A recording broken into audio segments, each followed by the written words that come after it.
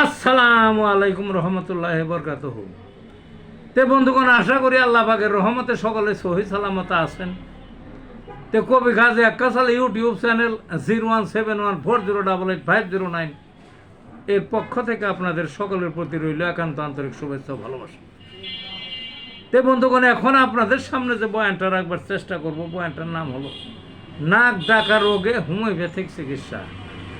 এই যে মানুষের যে নাক ডাকে ঘুমের ঘরে, বুঝলেন না, এটা একটা রোগ। অনেকে তো বোঝে না, কয় যে শোয়ায় একটু ব্যবধান হয়েছে, বালিশের মধ্যে একটু মানে ব্যবধান হয়েছে, বা ঘাড়ে একটু চাপটাপ বেশি লাগে, ভুয়া কথা। আসলে তো এটা রোগ, খুবই খারাপ রোগ এটা। আমাদের দেশে বহু লক্ষ্য আছে এই রোগী। বয়স্ক লোক যাদের বাড়িতে আছে, মধ্যম বয়সও হয়, ওই প্রায় বাড়িতেই আছে এই রোগী, বুঝলেন না। এবং মারাত্মক শব্দ দূষণ। যে ঘরে এই রোগী থাকে ওই ঘরে অন্য লোকে ঘুম পাড়তে পারে না, এমনকি ওই বাড়ির মানুষেরও খুবই কষ্ট।